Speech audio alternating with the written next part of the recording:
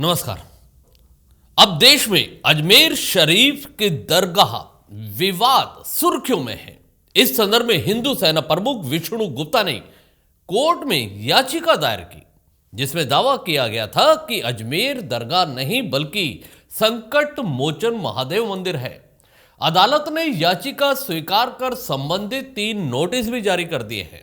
इसके बाद पूरे देश में एक नई बहस छिड़ गई है। इस मामले में एआईएमआईएम प्रमुख ओवैसी ने आरोप लगाया कि भाजपा और आरएसएस के इशारे पर सब हो रहा है, जबकि वर्शिप एक्ट 1991 में स्पष्ट है कि 1947 के दौरान रहे किसी भी धार्मिक स्थलों को नहीं छेड़ा जाएगा। लेकिन भाजपा नेताओं का कहना है कि जहां के पर्याप्त और तथ्यात्मक सबूत हो, उनकी जांच कराने में कोई आपत्ति नहीं। वहीं मुस्लिम समाज से जुड़े लोगों का कहना है कि देश में कभी मथुरा, कभी काशी, कभी ज्ञानवापी तो कभी संभल में सर्वे के नाम पर देश में माहौल खराब करने का प्रयास किया जा रहा है।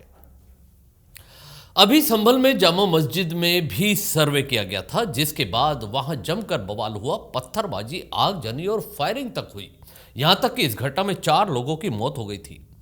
लोग अभी इस घटना को भूल भी नहीं पाए कि अब राजस्थान के अजमेर में स्थित अजमेर दरगाह के नीचे शिव मंदिर होने का दावा किया गया है। इस मामले में हिंदू सेना के प्रमुख विष्णु गुप्ता का दावा है कि उनका उद्देश्य देश में हिंदू धर्म का उत्थान करना, वे शरिया कानून के खिलाफ हैं और लव जिहाद का अंत चाहते हैं।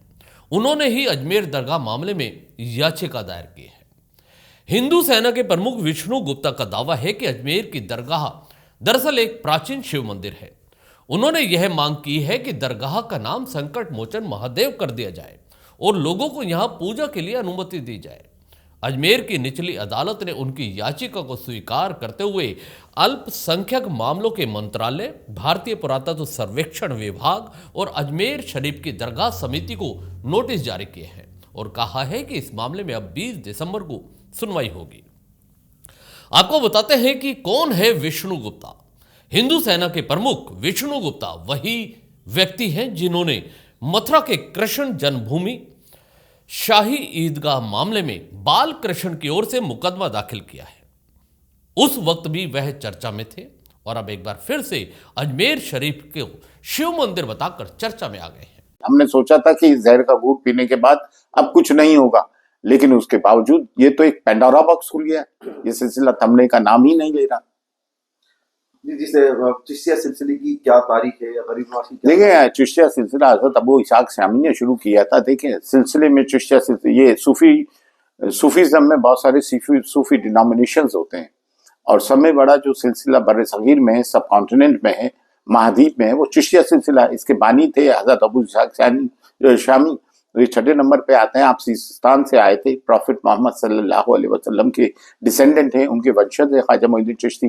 तो इस चिश्तिया सिलसिले को आपने प्रमोट दी, जो आपस में भाईचारा, मोहब्बत, प्रेम को बढ़ावा देता है। यहाँ का जो सोशल ऑर्डर था ऊंच नीच का, उसको खत्म करके कलमा पढ़ा के एक सफ में खड़ा किया। और इस्लाम में ये है कि किसी की जो है धार्मिक जगहों को तोड़कर मस्जिद दरगाहें नहीं बनाई जाती है। तो ख्वाजा मोइनुद्दीन चिश्ती की दरगाह कैसे बन जाती किसी की धार्मिक जगहों को तोड़कर?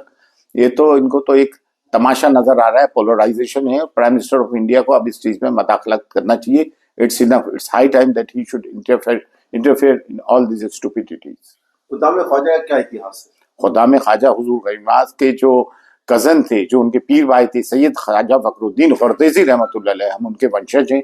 और 800 साल से 365 डेज 24/7 ख्वाजा मोइनुद्दीन चिश्ती के मज़ार की खिदमत करते हैं। चाबियां हमारे पास हैं, खोलते बंद करते हैं, हमें ज़ायरीन को ज़ियारत हम कराते हैं।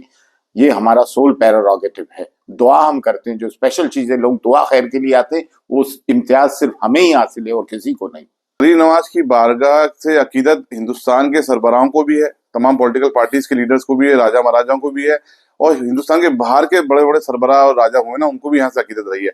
टिंकू अब्दुल रहमान जो मलेशिया के बादशाह थे, वो 1962 के अंदर उनको ख्वाब में दिखाई गई दरगाह। उनकी कुछ परेशानी थी, उसको दूर करने के लिए कि वहां जाके हाजिरी तो तुम्हारी परेशानी का हल वहां से होगा। उन्होंने पंडित नेहरू को फोन किया और फोन करके फिर खुद यहाँ पर आए और यहाँ हाजिरी लेके गए और अपनी मुरादों को पूरा पाया। तो इस तरीके से पूरी दुनिया में इस बारगाह की जो इमेज है, इस बारगाह से जो आस्था है, सोचिए मैसेज क्या जा रहा है पूरी दुनिया के अंदर। तो मैं हमारे प्रधानमंत्री जी से अपील करना चाहता हूँ कि जो देश विकसित भारत बन चुका है और हम लोग उसको सपोर्ट करते हैं विकसित भारत के बनने को, और देश ग्लोबल शक्ति बनने जा रहा है, इस तरीके के मामला से हमारे देश को नुकसान होगा, हमारी एकता अखंडता को नुकसान होगा, हमारे समाज को नुकसान होगा और हमारा देश गलत दिशा में जाएगा। जो एक्ट को चैलेंज किया गया था उसके अंदर ये पूरी हिस्ट्री दी हुई है कि क्या था वहां पर, क्या नहीं था, ये क्लियर कट मौजूद है। इसी तरह से जो दूसरा अभी फरवरी 2002 के अंदर गवर्नमेंट ऑफ इंडिया ने जेपीसी बैठाई थी दरगाह के और अदर प्रॉपर्टीज के एडमिनिस्ट्रेशन के लिए, ये क्लियर कट मौजूद है। 20 दिसंबर 2002 को ये राज्यसभा ये पटल पे रखी हुई है। इसके अंदर जो उन्होंने स्टोरी दी है दरगाह को लेकर के, ये पेज नंबर किसके ऊपर है? पेज नंबर 2 पे अजमेर दरगाह, पेज नंबर 2 पे अजमेर दरगाह का ये दिया हुआ है। इसके अंदर बिल्कुल क्लियर कट दिया हुआ है कि ख्वाजा का मज़ार कैसे था, वहाँ कोई टेम्पल था नहीं था, कुछ नहीं दिया हुआ। ये जो नई कंट्रोवर्सी सिर्फ एक हरबिला शारदा साहब की किताब को लेकर के, एक वर्ड को लेकर के, क्या ट्रेडिशन सेज, अरे ट्रेडिशन सेज तो आप ये भी कह सकते हो, अभी मैं यहाँ बैठा हूँ कि साहब यहाँ पर तो जो है महादेव का टेम्पल था, तो मैं क्या कर सकता हूँ भाई? आपकी जबान के ऊपर ताला तो लगा नहीं सकता, लेकिन उसका फैक्चुअल पोजीशन जो है वो हमें देनी पड़ेगी। तो अब हमें जो जवाब देना है या नहीं देना, ये हमारे एडवोकेट्स का पैनल जो है वो हमें बताएगा। और आज फिर दिन में बड़ी लंबी सुनवाई हुई। माननीय जज साहब ने सारी बातें हमसे पूछी जो हमने अपनी याचिका में लिखा है कि क्या साक्ष्य आपने पेश किए, आपने क्या इस विषय पे रिसर्च किया है, हमने वो बताया, और कैसे कैसे क्या क्या है, क्या क्या पेश किया है, वो सब कुछ हमने सारी बातें माननीय अदालत को बताई है। माननीय अदालत हमारी बात से संतुष्ट हुई और अदालत ने 4 बजे शाम को ऑर्डर के लिए रखा था, हमने ऑर्डर पता किया है, ऑर्डर हमारे पक्ष में आया, हमारी याचिका स्वीकार की गई है।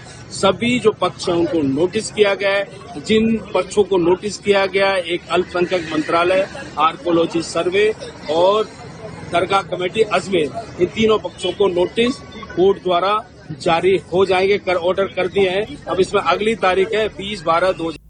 उनका कहना है कि उन्होंने हिंदू सेना की स्थापना हिंदू धर्म के उत्थान के लिए किए है, उनका ऐसा दावा है। विष्णु गुप्ता का जन्म उत्तर प्रदेश के एटा में 10 अगस्त 1984 को हुआ था। हालांकि वे बचपन में ही पढ़ाई के लिए दिल्ली चले गए थे। 2011 में हिंदू सेना की स्थापना की और देश भर में इसकी शाखा स्थापित की। वे 7-8 साल की उम्र में राम जन्मभूमि का हिस्सा भी बने थे। 2013 में उन्होंने नरेंद्र मोदी के समर्थन में बीजेपी के शीर्ष नेता लाल कृष्ण आडवाणी के घर के बाहर प्रदर्शन भी किया था। आपको एक बार फिर बता दें कि इस बार विष्णु गुप्ता ने राजस्थान के अजमेर शहर में ख्वाजा मोइनुद्दीन की दरगाह है जिसके नीचे मंदिर होने का दावा करते हुए याचिका दायर की है। इस दरगाह में अभी सभी धर्मों के अनुयायियों की इसमें काफी आस्था भी है। इस खबर में इतना ही, दीजिए इजाजत, नमस्कार। चैनल को भी सब्सक्राइब करना ना भूलिएगा। धन्यवाद।